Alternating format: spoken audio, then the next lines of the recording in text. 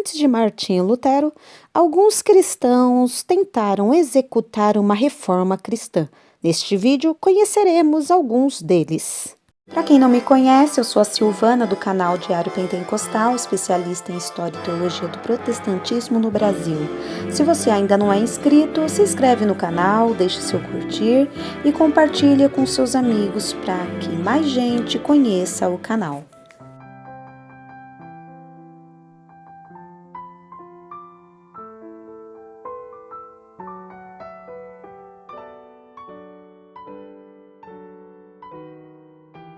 A Reforma Protestante foi um vigoroso movimento de revitalização da Igreja cristã ocorrida na Europa setentrional.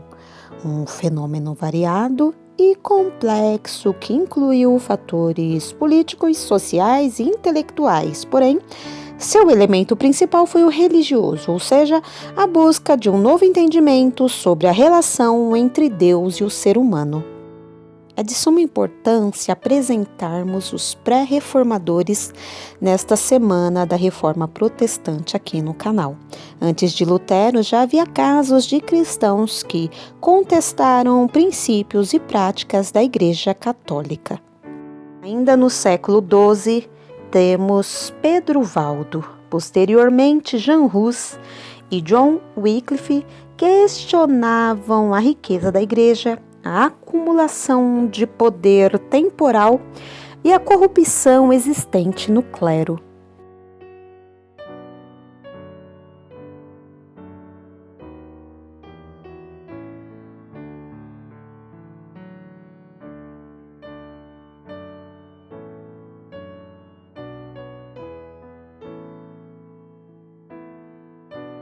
Movimentos dissidentes.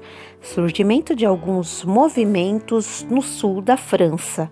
Isso provocou forte oposição da Igreja Católica. Cátaros ou albigenses no século XI. Sincretismo cristão, gnóstico e maniqueísta com um dualismo radical, espiritual versus material. Extremo ascetismo. O Quarto Concílio Lateranense de 1215 condenou-os. A Inquisição oficializada para combater esses e outros hereges. Pedro Valdo ou Valdez, 1205 de Leão. Seus seguidores eram conhecidos como Homens Pobres de Leão. Estilo de vida comunitário, ensino das escrituras no vernáculo, enfatizando o Sermão do Monte, incentivando a pregação de leigos e de mulheres, negavam o purgatório. O Concílio de Verona, em 1184, condenou-os. Foram muito perseguidos e se refugiaram em vales remotos e quase inacessíveis dos Alpes italianos. Mais tarde, abraçaram a Reforma Protestante, uma das poucas igrejas anteriores à Reforma do século XVI.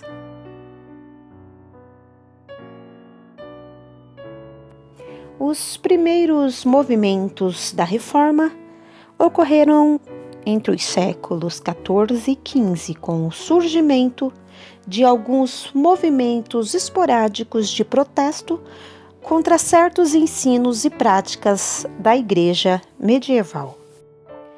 João Wycliffe, sacerdote e professor da Universidade de Oxford, na Inglaterra, atacou as irregularidades do clero, as superstições, relíquias, peregrinações, veneração de santos, transubstanciação, purgatório, indulgências, celibato clerical, pretensões papais.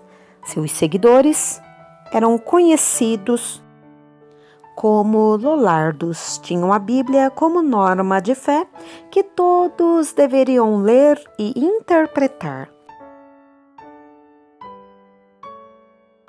Um Um outro pré-reformador foi João Hus, sacerdote e professor da Universidade de Praga, na Boêmia.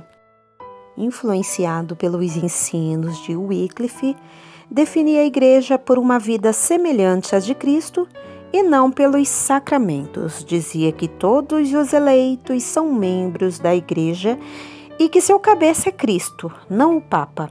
Insistia na autoridade suprema das Escrituras. Foi condenado à fogueira pelo Concílio de Constança.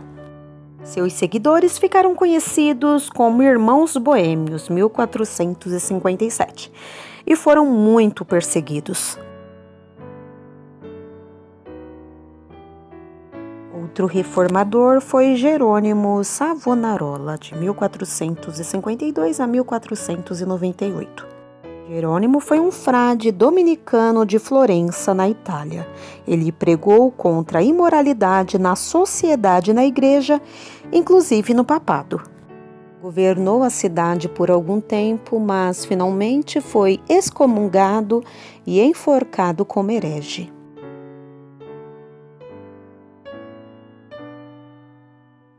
Movimentos devocionais consistiam em pré-reformadores que não romperam com a Igreja, pessoas que permaneceram na Igreja por se concentrarem na vida devocional sem críticas aos dogmas católicos.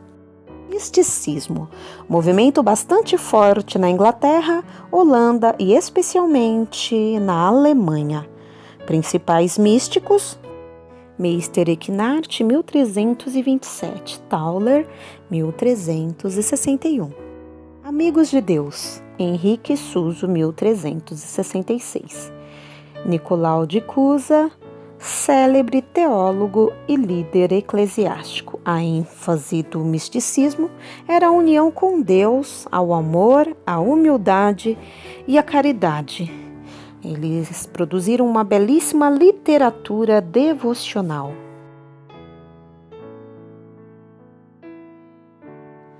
O movimento de devoção moderna manteve-se forte durante todo o século XV. ênfases recaíam sobre a espiritualidade, leitura da Bíblia, meditação e oração, valorização da educação, criação de ótimas escolas, movimento leigo para ambos os sexos, e exerceu grande influência sobre os reformadores protestantes, participantes conhecidos como Irmãos da Vida Comum. A obra mais importante, A Imitação de Cristo, de 1418, escrito por Thomas à Kempis.